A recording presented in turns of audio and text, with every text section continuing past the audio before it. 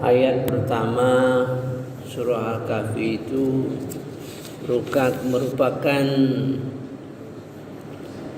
Allah mengajar kita supaya bersyukur kepada kitab Al-Quran yang diturunkan, kemudian diturunkan kepada siapa?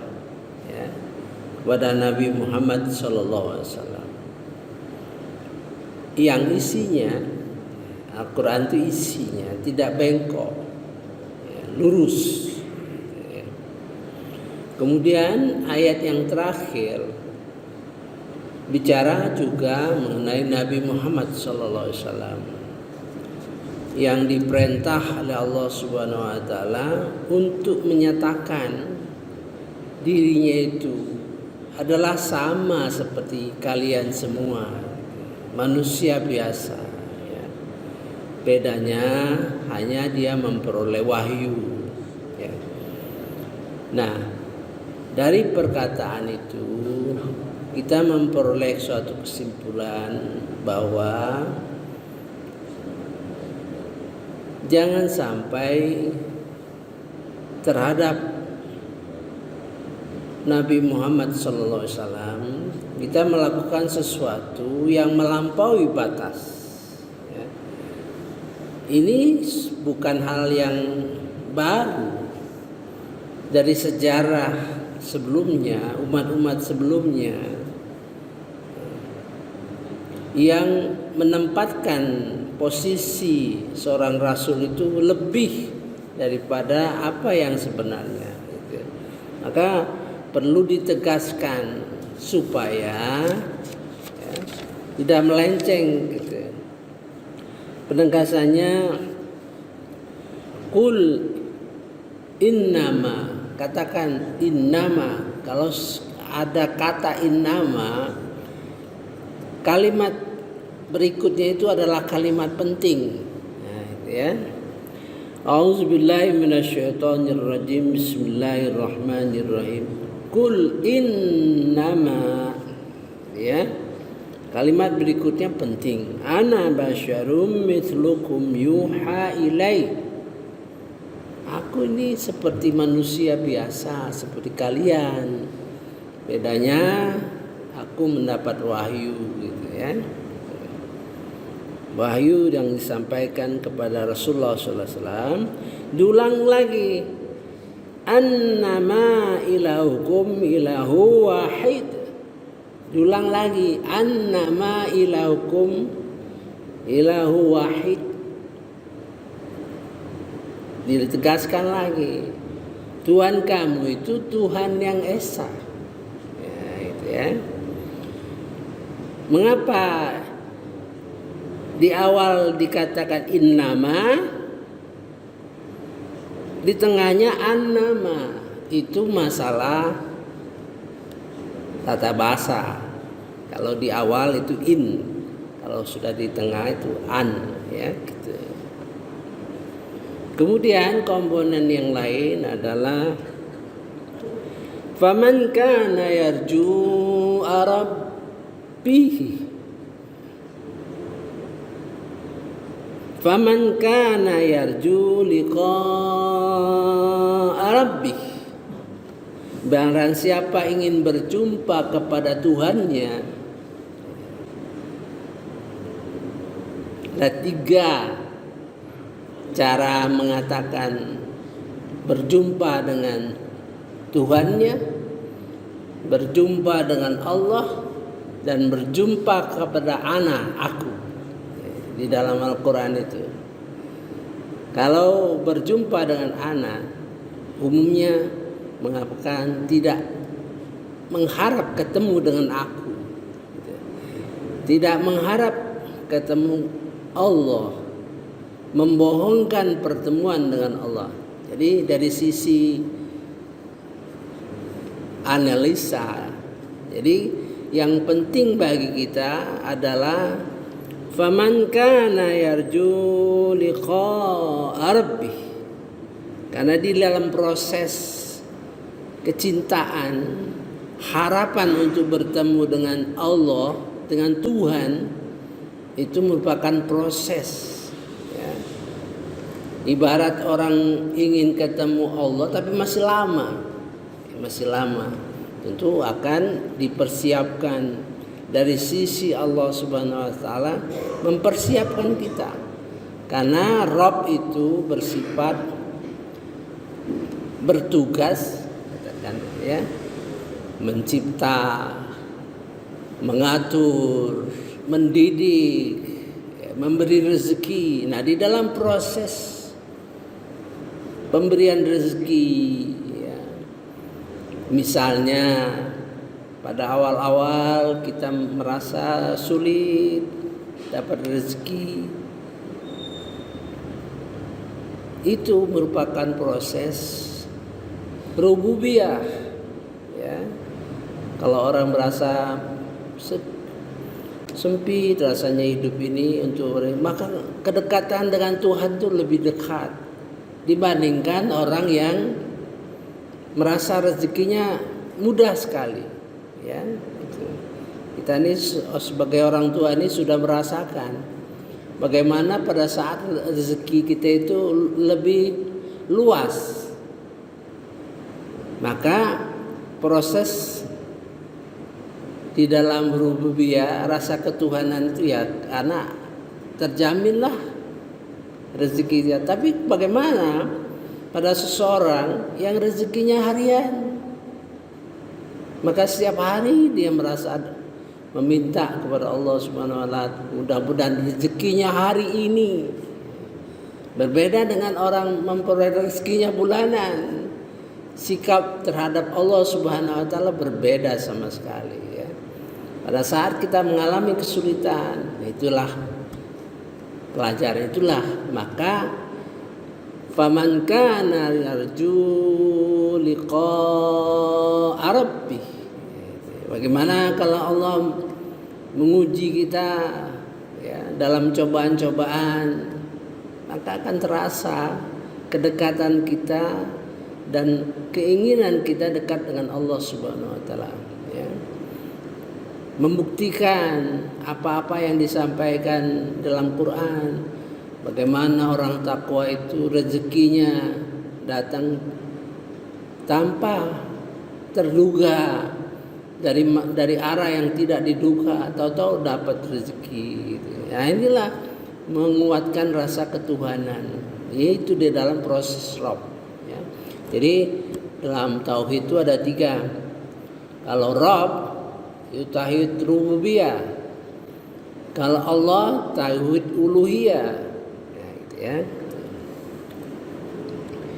Barang siapa ingin bertemu dengan Allah, falyamal amalan salihah. Tidak ada lain mempersiapkan amal-amal yang bermutu, amal yang sempurna. Kalau ada bahasa Arab an itu menunjukkan ketinggian dan tuntutan, ya, tuntutan supaya kita beramal semakin hari semakin berkualitas, semakin hari semakin tinggi nilainya, ya. Dan wala yusyrik bi ibadati, jangan mempersekutukan dalam ibadah itu kepada Allah. Jangan menyekutukan, ada niat-niat lain, ya, niat riya, niat sombong. Itu yang harus dijaga betul. Wala yusyrik li ibadati rabbih ahada. Nah, itulah yang kita bahas 2 hari yang lalu. Nah, sekarang kita tetap pada fokus kepada Rasulullah sallallahu alaihi wasallam, ya. Mari kita baca ayat ke-6. A'udzubillahi minasyaitonirrajim. Bismillahirrahmanirrahim.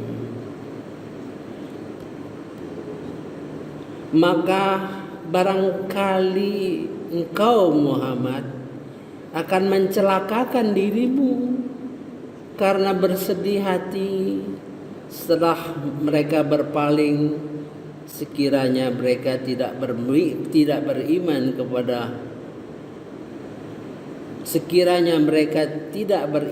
kepada keterangan-keterangan ini, maksudnya Al-Quran. Bagaimana sedihnya Rasulullah SAW, ya. Fala'allaka bakhi'un, maka barangkali engkau Muhammad, bakhi'un itu sama dengan menyembelih korban itu, ya. Bakhi'un, nyembelih, seperti serasa tersembelih gitu, ya. Perasaan sedih Rasulullah bagaimana dakwah-dakwahnya itu tidak diterima oleh masyarakat Mekah, ya. Nafsak, ya, dirimu, ala asarihim, atas perbuatan mereka. Asarihim itu nyata perbuatannya itu, melempari Nabi Muhammad SAW dengan kotoran, itu lebih kejam, lebih nyata gitu, ya. Penghinaan langsung, mengejek langsung, mencegat langsung. Bagaimana sedihnya Rasulullah SAW itu, sehingga ayat ini mengharapkan kita punya zikra, punya pemahaman, punya rasa bagaimana kita mencintai Rasulullah SAW itu, dengan mengingat peristiwa-peristiwa yang dialami oleh Rasulullah SAW itu, ya. Illam yu'minu, jika tidak mereka beriman, bihadzal hadits, kepada ini Al-Quran. Hadis itu saya sudah sampaikan bahwa kata-kata Al-Quran itu ada sekitar 12, ya kan. Ini bihadzal hadits, maka pikiran kita bukan ayat-ayat itu, pesan-pesan Al-Quran itu yang disampaikan oleh Rasulullah SAW, mereka tidak percaya, ya. Bihadzal hadits asafa, yang membuat dirimu nyesal, kesal gitu. Jadi kalau dulu tidak tergambar bagaimana kesedihan yang sangat mendalam, ya, akan berakibat bisa membunuh diri, ya. Maka dengan ilmu yang sekarang ini, ya, kesedihan yang terus menerus, kekecewaan yang terus menerus akan melumpuhkan saraf. Maka banyak kejadian, ya, walaupun itu mungkin sudah ajalnya. Kalau seseorang suami atau istri ditinggal oleh pasangannya dan dia mengikuti rasa sedih terus menerus, maka nggak lama menyusul, karena kesedihan itu melumpuhkan saraf, melumpuhkan diri kita sini, sehingga seolah-olah membunuh diri. Kesedihan yang demikian itu, ya. Nah, itu dengan perkembangan ilmu yang sekarang. Kalau dulu kan tidak begitu tidak begitu menjadi perhatian gitu. Oleh karena itu waktu istri saya meninggal, teman saya mengingatkan, Pak Malik jangan sedih, jangan terlalu sedih katanya. Ya, teman saya dari Malaysia mengingatkan gitu. Nah ini, ya, kesedihan yang sangat itu akan. Nah, mari kita lihat, ya, dari sisi Rasulullah di dalam perjuangan itu yang mengalami demikian, hendaklah kita rasakan, ya, perjuangan Rasulullah SAW itu, sehingga akan mendorong kita juga. Mari kita lihat kesedihan-kesedihan lain, ya, yang ditimpa, yang dirasa oleh Rasulullah SAW, yaitu dalam surah Al-Furqan yang kemarin saya sudah jelaskan, ya. A'udzubillahi minasyaitonirrajim. Bismillahirrahmanirrahim.